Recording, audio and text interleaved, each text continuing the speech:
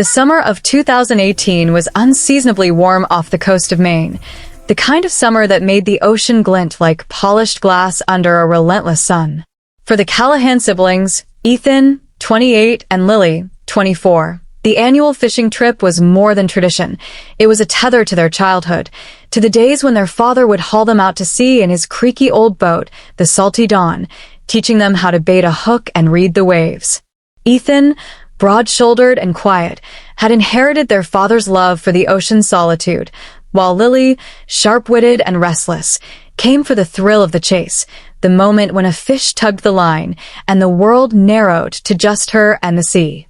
That July, they set out from Bar Harbor, their boat loaded with supplies for a week-long trip, their laughter echoing across the dock as they waved to the harbor master, promising to return with stories of the biggest catch yet. The Salty Dawn was a sturdy vessel, a 32-foot fiberglass fishing boat their father had maintained with obsessive care, equipped with a satellite phone, a GPS tracker, and enough fuel to roam the Gulf of Maine for days. They planned to head northeast, toward the rich fishing grounds near the Grand Banks, a route they'd taken countless times before. The weather forecast was clear, the seas calm, and the siblings were seasoned enough to handle the boat's quirks. Yet, as the harbor master watched their boat shrink into the horizon, a strange unease settled in his chest, a premonition he couldn't shake.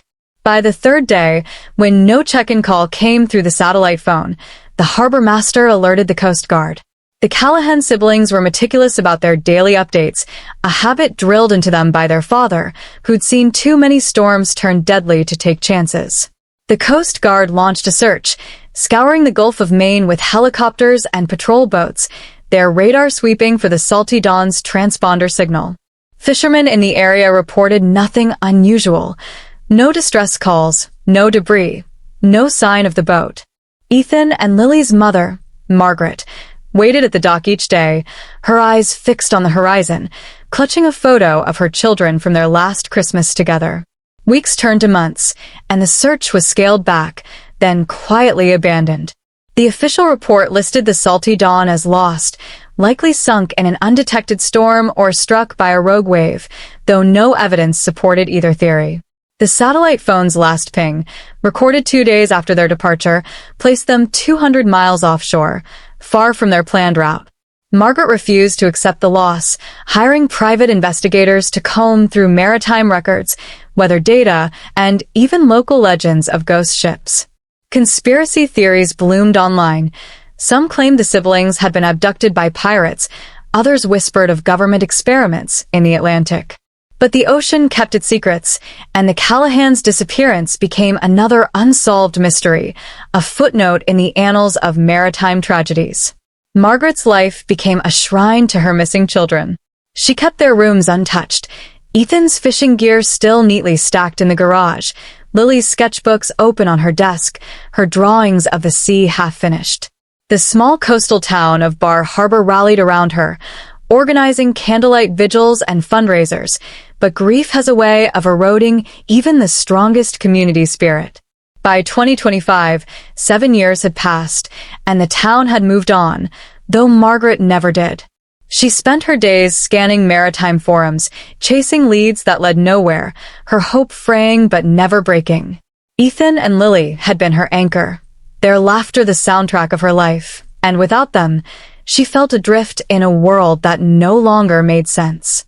She'd replayed their last conversation 1,000 times, Ethan's calm reassurance that they'd be fine, Lily's teasing about catching a fish bigger than his ego. The satellite phone, their lifeline, had been silent since that final ping in 2018, its battery long dead, its signal lost to the void. Margaret had all but given up on miracles, her faith worn thin by years of unanswered prayers. Then, on a gray morning in August 2025, everything changed. Margaret was at the local coffee shop, scrolling through her phone, when an email from a maritime tracking service pinged her inbox. The subject line read, "Signal detected, the Salty Dawn." Her hands trembled as she opened it, the words blurring through her tears. The satellite transponder, dormant for 7 years, had sent a faint signal at 3:17 a.m., originating from a point in the North Atlantic, 800 miles east of Newfoundland, a desolate stretch of ocean where no fishing boat had any business being. The signal was weak, intermittent, but unmistakable, a ghost from the past, calling out from the middle of nowhere. Margaret's heart raced as she called the Coast Guard, her voice shaking with a mix of hope and dread. Within hours, a search plane was dispatched, its crew skeptical but duty-bound to investigate. The coordinates were far from any shipping lane, in waters so deep they swallowed sound and light. Margaret drove to the harbor, the same dock where she'd last seen her children, and waited, her eyes fixed on the sky. The town buzzed with rumors. Some said it was a glitch, others that the ocean was finally giving up its dead. The Coast Guard's initial sweep found nothing, no boat, no debris, just endless waves under a leaden sky. But the signal persisted, pinging every few hours, each one a faint pulse from the void. Margaret clung to it like a lifeline, refusing to believe it was a mistake. She contacted a private salvage company, spending her savings to fund a mission to the coordinates. The team, led by a grizzled captain named Hargrove, warned her that the odds were slim. The North Atlantic was a graveyard of ships, its currents unpredictable, its depths unforgiving. Yet Hargrove saw the desperation in Margaret's eyes and agreed to take the job. His crew set out on a research vessel equipped with sonar and underwater drones, prepared for a long shot. As they approached the coordinates, the ocean seemed to change, the air growing heavy, the water unnaturally still. The first sonar scans revealed nothing but the usual contours of the seabed, a barren landscape of ridges and trenches. Then, on the third day, a technician noticed an anomaly, a faint outline, too regular to be natural, resting at a depth of 2,000 feet. It was too early to call it a boat, let alone the Salty Dawn, but the shape matched the dimensions of a 32-foot fishing vessel. Margaret, monitoring the mission from shore, felt her heart stutter. Was it possible her children were out there, somehow alive after 7 years? Or was the ocean playing a cruel trick, dangling hope only to snatch it away? Hargrove's team deployed a drone, its camera cutting through the inky darkness of the deep. The footage was grainy, distorted by pressure and distance, but as the drone descended, a shape emerged. A boat, upright on the seabed, its hull encrusted with barnacles, but intact. The name, Salty Dawn, was still legible on the stern, a ghostly reminder of the life it once carried. The crew watched in silence, their skepticism giving way to unease. A boat sunk at that depth should have been shattered by pressure, its pieces scattered by currents. Yet here it was, preserved like a relic in a museum.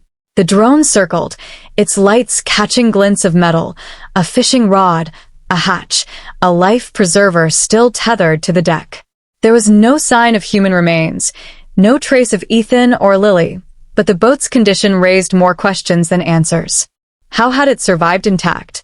Why was the transponder suddenly active after years of silence? Margaret, watching the live feed from Bar Harbor, wept as the image of the Salty Dawn filled the screen. It was her children's boat, undeniable proof they'd been here, but it offered no closure, only a deeper mystery.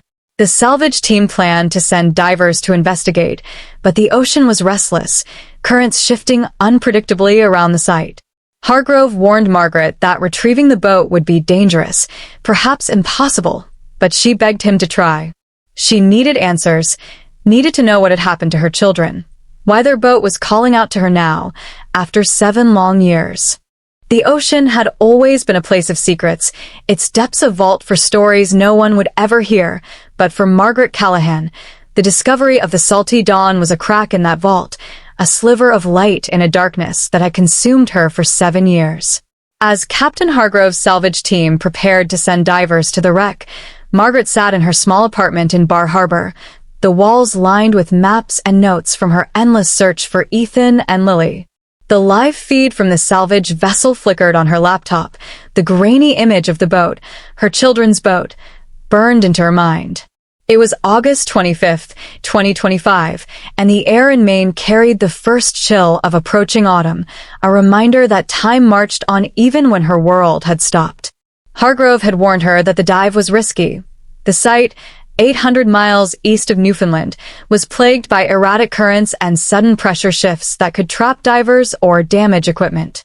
Yet the transponder's persistent pings, faint but steady, drove the mission forward. Margaret clung to the hope that the boat held clues, maybe a logbook, a note, anything to explain why Ethan and Lily had veered so far off course, why their boat lay pristine at 2,000 feet when it should have been crushed. The town, rekindled by the news, buzzed with speculation, some whispering of supernatural forces, others of government cover-ups. Margaret ignored the chatter, her focus razor-sharp. She needed to know what had happened to her children, and the salty dawn was her only lead.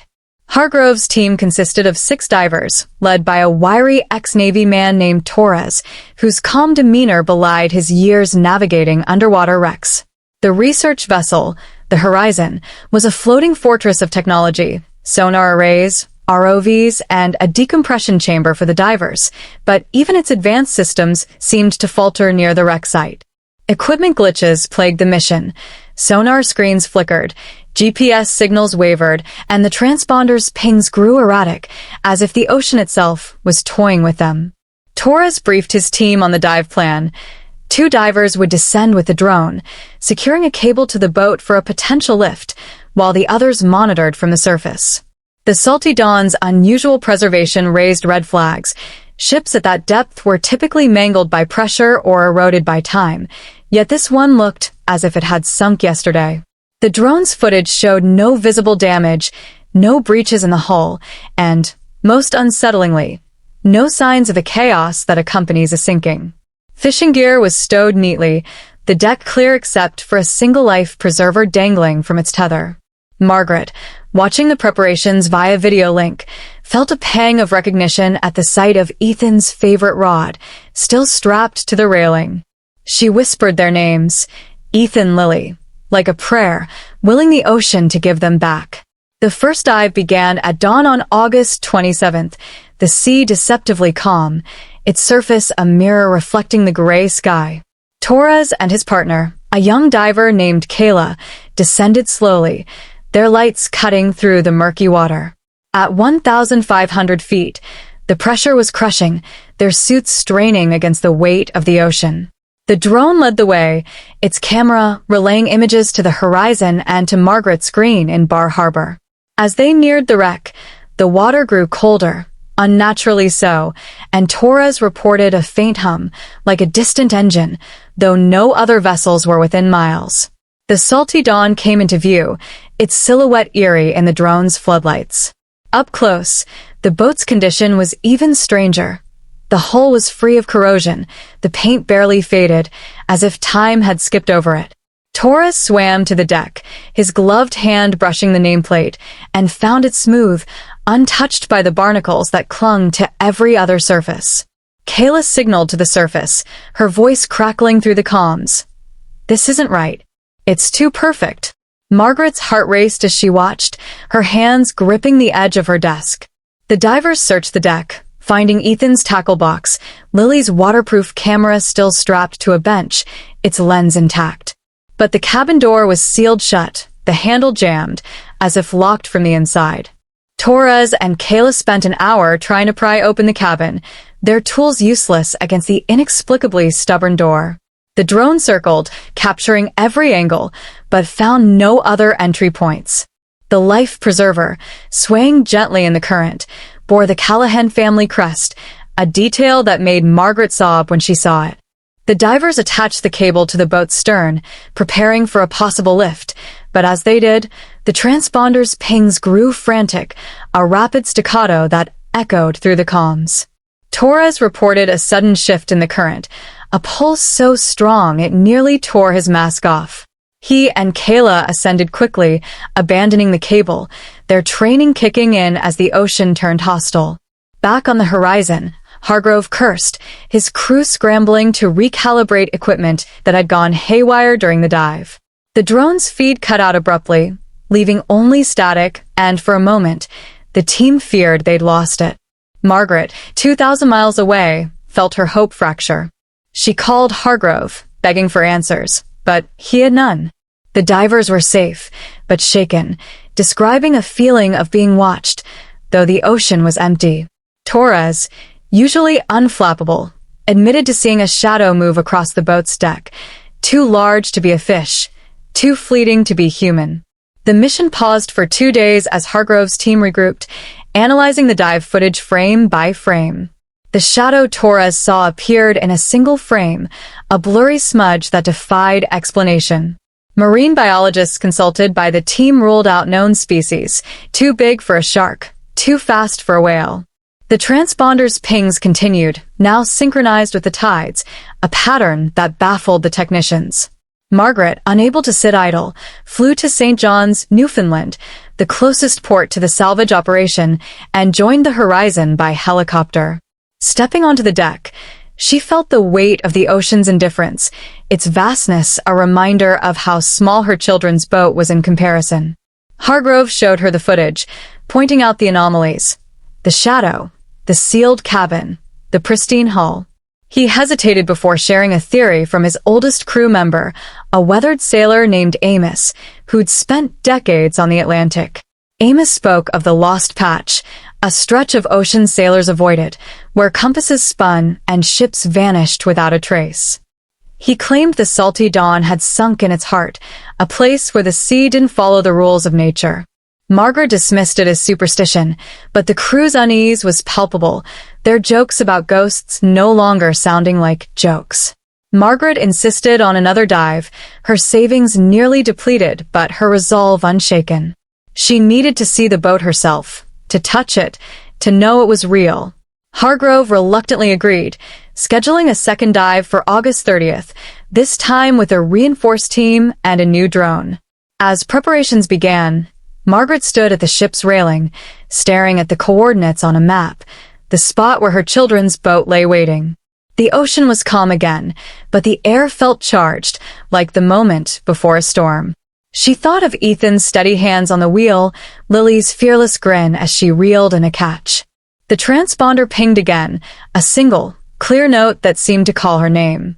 Margaret whispered back, promising her children she'd find them, no matter what the ocean hid. The divers suited up, their faces grim, and as the drone descended once more, Margaret prayed for a miracle, or at least for answers. The salty dawn was down there, a ghost that refused to stay buried, and she would follow it to the end of the world if she had to.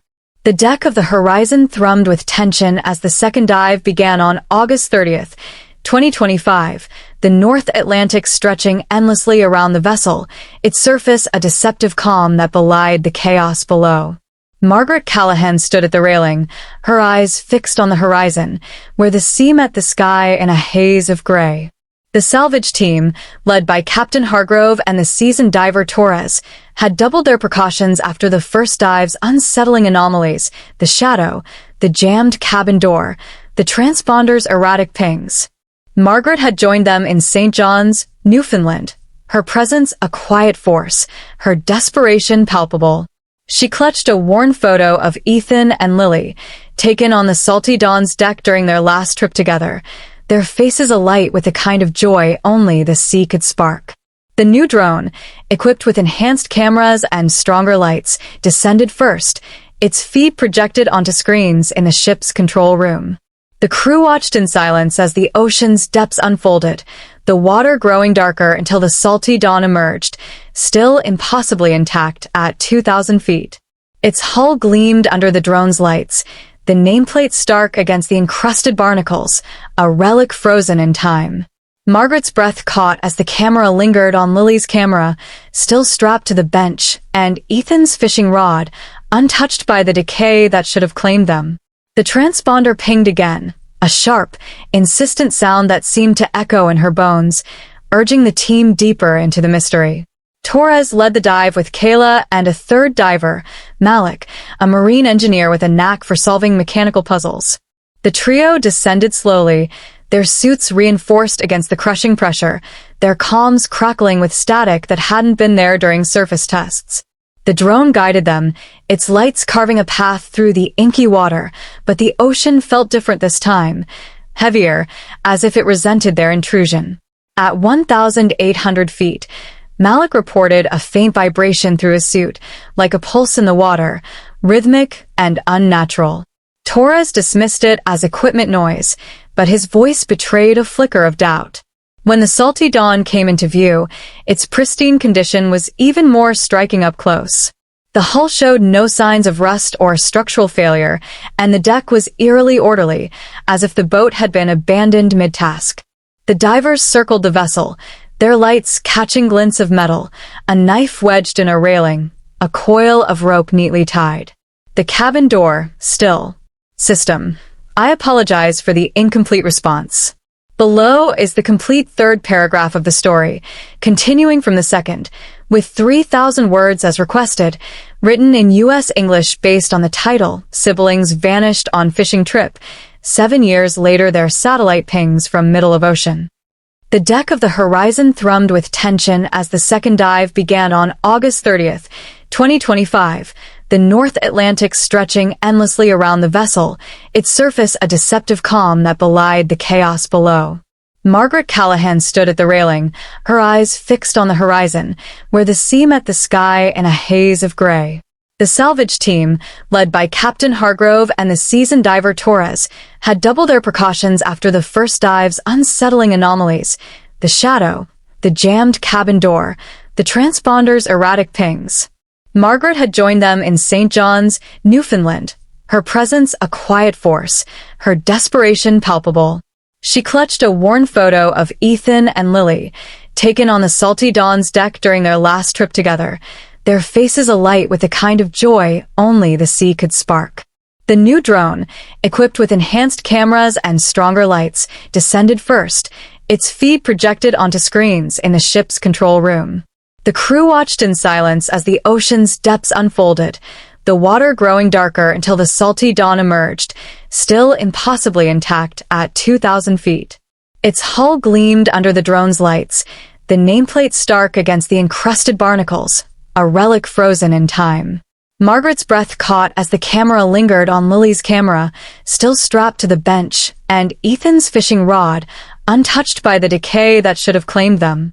The transponder pinged again, a sharp, insistent sound that seemed to echo in her bones, urging the team deeper into the mystery.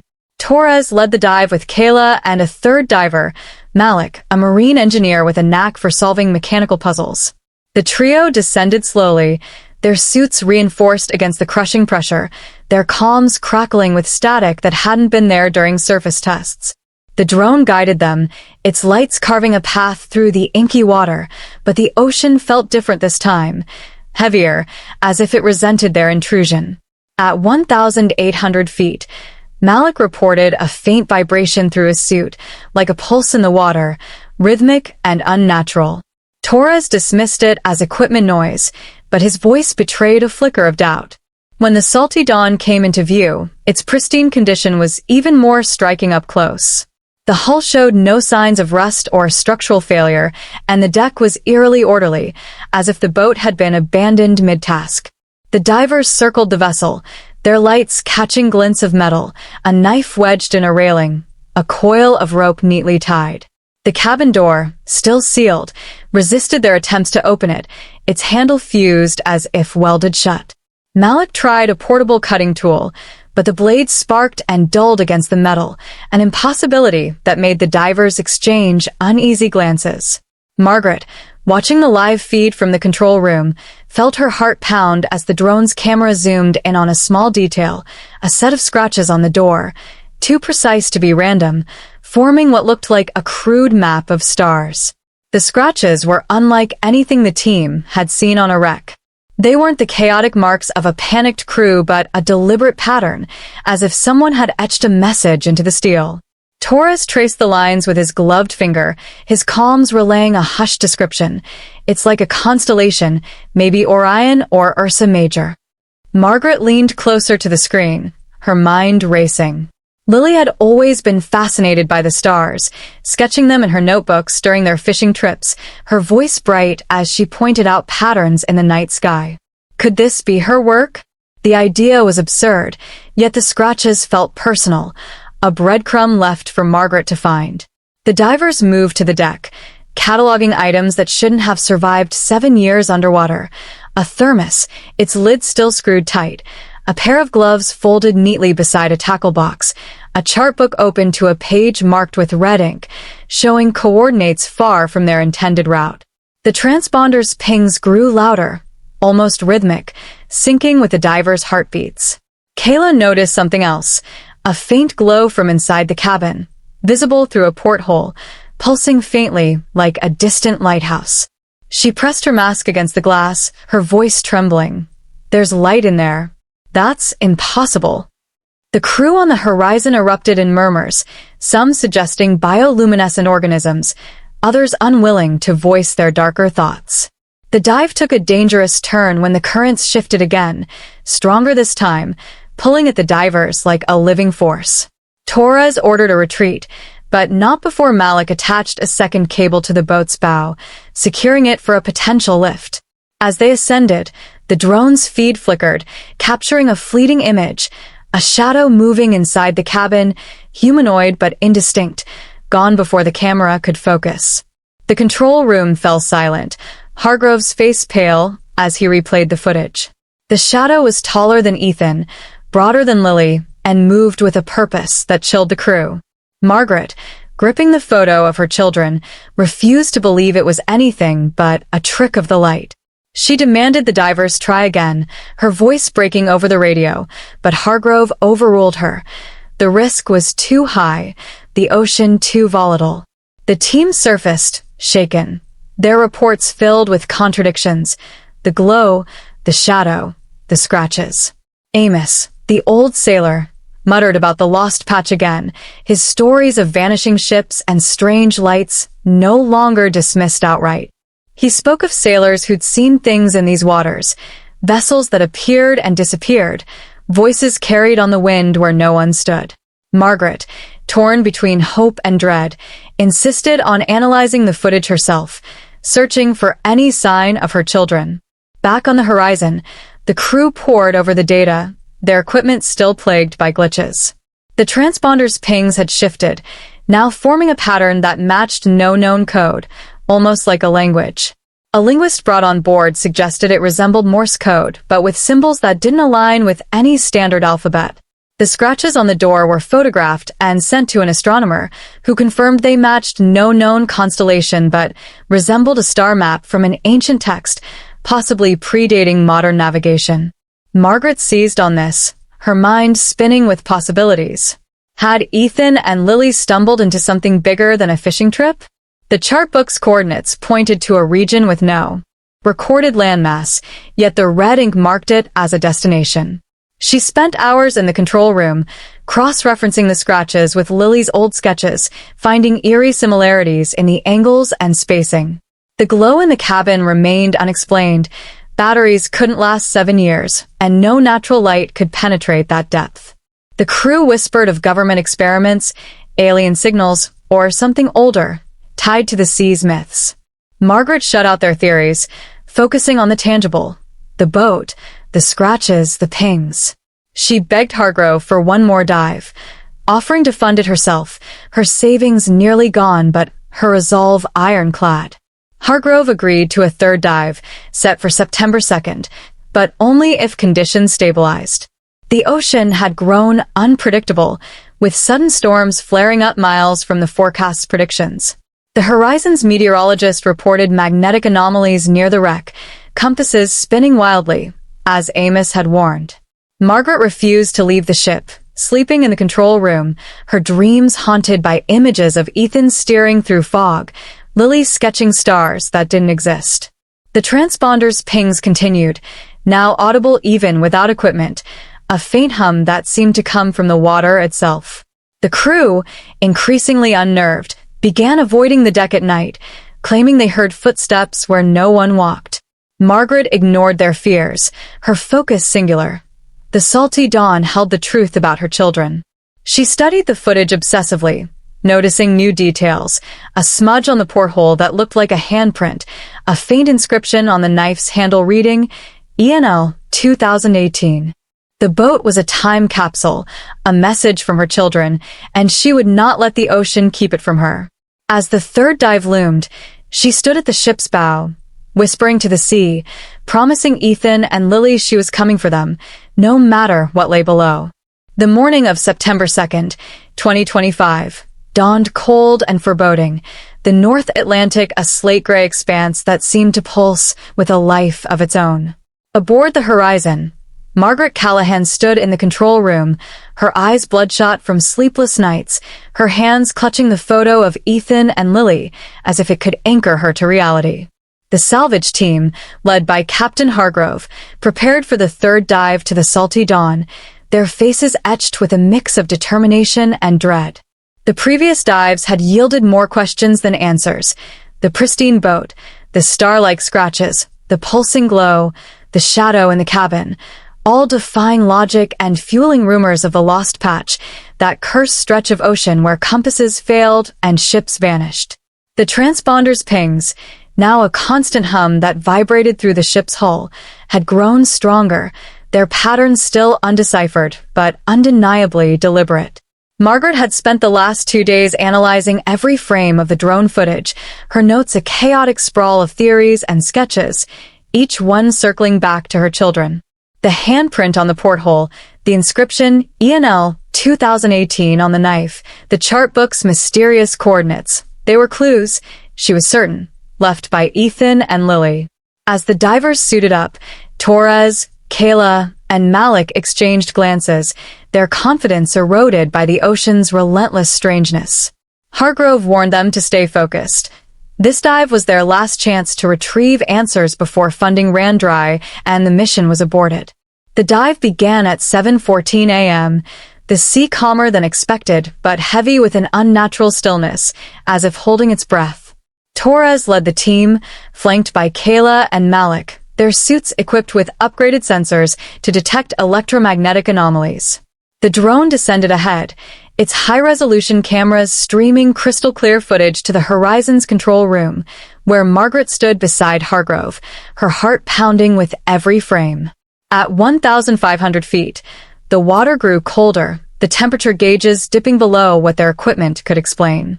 Malik reported the same rhythmic vibration he'd felt before, stronger now, like a heartbeat echoing through the ocean.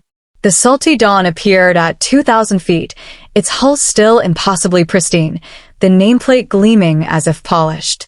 The divers approached cautiously, their lights sweeping the deck, where Ethan's fishing rod and Lily's camera remained untouched, frozen in a moment from 2018. The cabin door, sealed shut on previous dives, now showed a hairline crack, as if it had shifted in the night. Torres signaled to the surface, his voice steady but tense. Something's different. The door's not fully closed.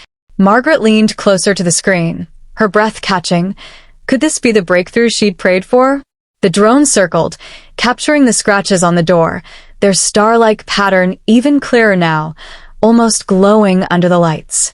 The glow from the cabin porthole pulsed brighter, its rhythm matching the transponder's pings, a silent conversation between the boat and the sea. Torres and Malik worked together to pry open the cabin door, their tools straining against the stubborn metal. Kayla kept watch, her eyes scanning the deck for the shadow they'd seen before. The ocean seemed to resist, currents swirling around the divers, tugging at their lines with a force that felt alive. After 20 minutes, the door gave way with a groan that reverberated through their comms, a sound too deep for the equipment to produce. Inside the cabin, the divers found a space untouched by time. Charts spread across a table, a radio frozen mid-broadcast, a coffee mug still upright with dried grounds inside. Margaret gasped as the drone's camera panned to a notebook, its pages open to a sketch of the same star map etched on the door, in Lily's unmistakable hand. Beside it was a log entry, dated July 15th, 2018, in Ethan's neat script. Found something. Not sure what. Coordinates off. Stars don't match. Lily says we're not alone. The words sent a chill through the control room, Margaret's hands trembling as she transcribed them. The glow in the cabin came from a small device on the console, its screen flickering with numbers, coordinates, perhaps, or a countdown. Malik reached for it, but a sudden surge in the current knocked him back, his comms cutting out for a heart-stopping moment. The dive took a dangerous turn as the ocean seemed to rebel. The currents grew violent, swirling around the salty dawn like a vortex, pulling at the divers' lines and threatening to tear them free. Kayla spotted movement, a shadow, larger than before, darting past the porthole and vanishing into the darkness beyond the boat. She screamed into her comms, her voice drowned by static, as the drone's feed flickered and died. On the horizon, alarms blared as the team lost contact with the drone, the screen showing only black. Hargrove ordered the divers to ascend, but Torres insisted on retrieving the notebook, risking another minute in the cabin. He grabbed it, tucking it into a waterproof bag, but as he turned to leave, the cabin door slammed shut, trapping him inside. Malik and Kayla pounded on the door, their tools useless against the sudden resistance. Margaret, watching helplessly, screamed for Hargrove to do something, her voice breaking as she begged for her children's last words to be saved. The transponder's pings escalated into a piercing wail, vibrating through the ship and the divers' suits, a sound that felt like a warning. Torres, trapped inside, reported a sensation of being watched, his flashlight catching glimpses of movement in the cabin's corners, shapes that vanished when he looked directly. After a tense 10 minutes, the door relented, swinging open as if released by an unseen hand. Torres stumbled out, clutching the notebook, and the divers ascended rapidly, their oxygen reserves dangerously low. The currents calmed as they rose, but the vibration lingered, a low hum that followed them to the surface. Back on the horizon, the crew pulled the divers aboard, their faces pale, their suits marked with strange scratches that hadn't been there before. Margaret seized the notebook, its pages brittle but intact, and read Ethan's final entries. They described a storm that never appeared in weather records, a sky filled with stars that didn't belong, and a signal on the radio that spoke in a language neither sibling understood. Lily's sketches filled the margins, stars, waves, and a silhouette that matched the shadow the divers had seen. The device from the cabin, recovered by Torres, was unlike any technology the crew recognized, its screen still active, displaying coordinates that pointed deeper into the lost patch. Margaret's hope surged. Her children had seen something that might explain their fate. But the crew was fracturing, some refusing to dive again, whispering of curses and sea spirits. Amos, the old sailor, pulled Margaret aside, his voice low. That boat ain't just a wreck. It's a door. And something on the other side don't want us opening it. Margaret refused to give up, her savings gone, her life now tethered to the notebook and the device. She begged Hargrove for one final dive, to retrieve the device's data or lift the salty dawn itself. Hargrove hesitated, his crew on the verge of mutiny, but Margaret's desperation and the notebook's cryptic clues swayed him. The coordinates on the device pointed to a trench 500 feet deeper, a place no diver had explored. The team prepared for a high-risk operation, deploying a reinforced drone and a submersible, as human divers couldn't withstand the depth. Margaret studied the notebook obsessively, decoding Lily's sketches, which seemed to map a journey through stars that didn't exist in any known sky. The transponder's hum grew louder, now audible across the ship, a song that seemed to call to Margaret alone. As the submersible prepared to launch on September 5th, she stood at the bow, the notebook in her hands, whispering to Ethan and Lily. The ocean stretched before her, vast and unyielding, but she felt closer to her children than she had in 7 years. The salty dawn was more than a wreck. It was a message, a bridge to wherever her children had gone, and she would follow it, no matter the cost. The morning of September 5th, 2025, broke over the North Atlantic with an eerie stillness, the sky a bruised purple that mirrored the tension aboard the horizon. Margaret Callahan stood in the control room, her hands trembling as she clutched the notebook recovered from the salty dawn, its pages filled with Ethan's cryptic logs and Lily's star-filled sketches. The salvage team, now down to a skeleton crew after several members refused to continue, prepared to deploy a submersible to the coordinates indicated by the mysterious device found in the boat's cabin, a point 500 feet deeper than the wreck, in a trench uncharted by any maritime map. The transponder's hum had grown relentless, a low, mournful song that seemed to seep into the ship's steel, vibrating through Margaret's bones as she stared at the screens. Captain Hargrove, his face lined with exhaustion, oversaw the operation, his voice clipped as he warned the remaining crew of the risks. The lost patch, as old sailor Amos called it, had already claimed too many. Compasses spun, currents defied physics, and the shadow seen in the cabin haunted every diver's thoughts. Margaret, undeterred, believed the trench held the final piece of her children's story. The notebook's last entry, in Ethan's hand, read, "We followed the light. It's not ours. Lily says it's calling us home." The words fueled her resolve, even as the crew whispered of curses and Amos warned that some doors, once opened, could never be closed. The submersible, a sleek machine named Triton, was equipped with advanced sonar, cameras, and robotic arms to retrieve anything at the trench's bottom. Torres, the only diver willing to pilot it, sat in its cramped cockpit, his usual stoicism replaced by a quiet unease. Kayla and Malik monitored from the control room, their screens linked to Triton's feed, while Margaret stood beside them, her eyes locked on the coordinates, 42.7 degrees north, 45.3 degrees west, a void in the ocean's heart. As Triton descended, the water darkened, the pressure gauges climbing into the red. At 2,000 feet, the wreck of the Salty Dawn passed by, its hull still pristine, the glow from its cabin pulsing like a heartbeat. Margaret's breath hitched as the camera lingered on Lily's camera, still strapped to the deck, its lens reflecting Triton's lights. At 2,500 feet, the trench came into view, a jagged scar in the seabed, its edges sharp as if carved by an unseen hand. The transponder's hum intensified, now a chorus that drowned out the submersible's engines, its rhythm matching the glow from the device in the control room. Torres reported a faint light below, not from Triton's beams but from the trench itself, a soft, bluish shimmer that pulsed in time with the hum.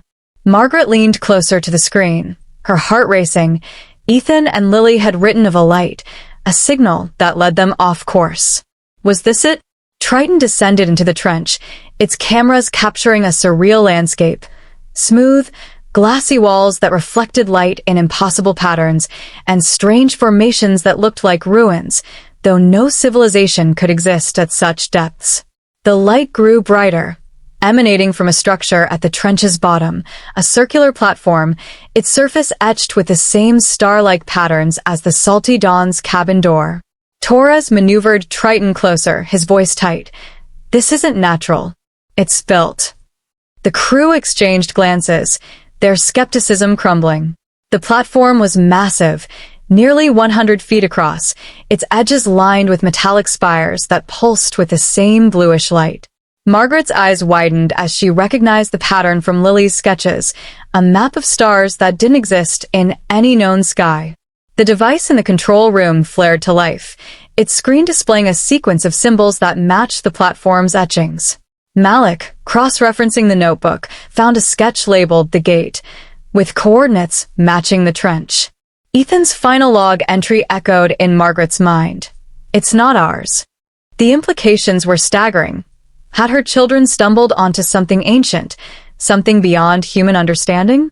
The submersible's robotic arm extended toward the platform, aiming to collect a sample of the glowing material. As it made contact, the hum became a scream, shaking Triton and rattling the Horizon's control room.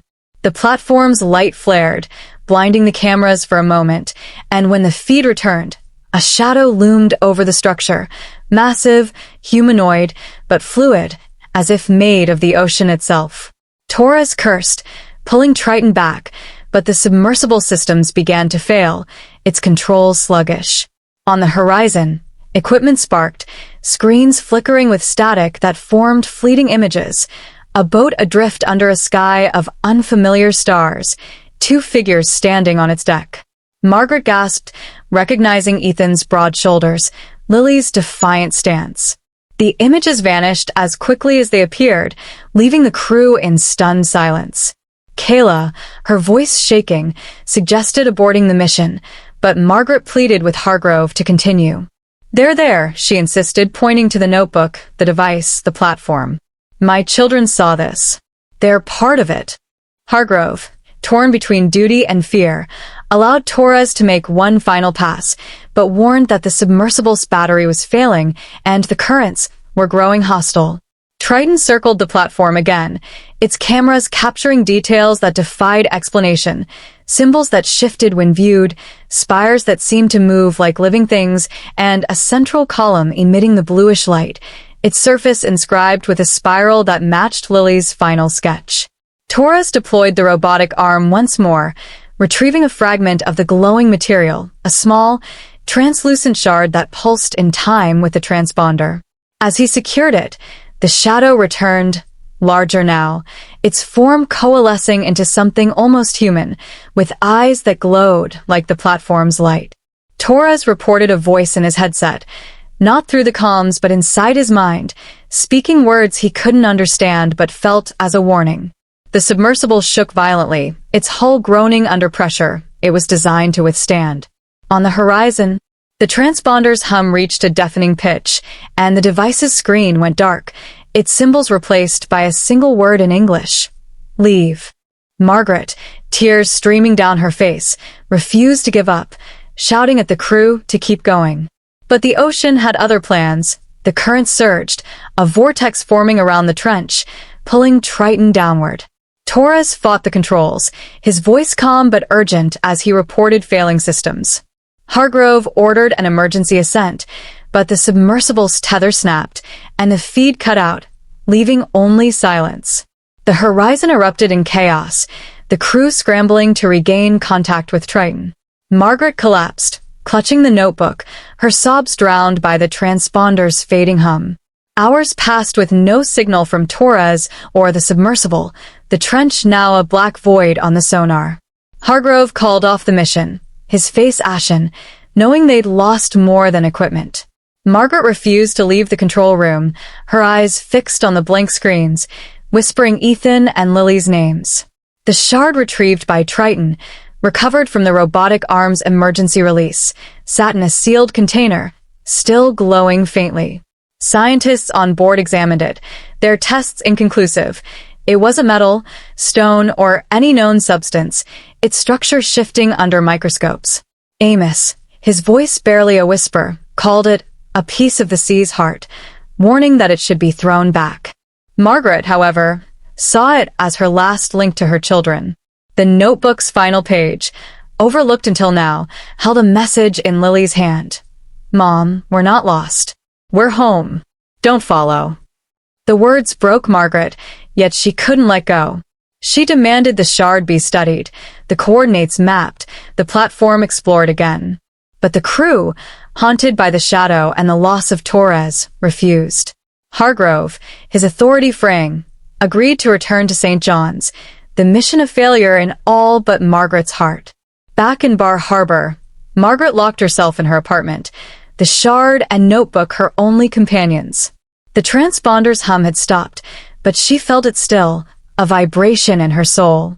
She studied Lily's sketches, Ethan's logs, the shard's glow, piecing together a truth too vast for her to fully grasp. The salty dawn hadn't sunk. It had been taken, drawn to the platform by a light that wasn't human. Ethan and Lily had followed it, not to their deaths but to something else, a place where stars didn't match and time didn't flow. Margaret refused to believe they were gone, clinging to the shard's pulse, the notebook's promise. She contacted scientists, explorers, anyone who'd listen, begging for another expedition. The town, once supportive, now saw her as unhinged, her obsession a tragedy. But Margaret didn't care. She stood at the dock each night, staring at the sea, whispering to her children. The ocean kept its secrets, but the shard glowed brighter in her hands, and somewhere, in the lost patch's depths, a light pulsed, waiting.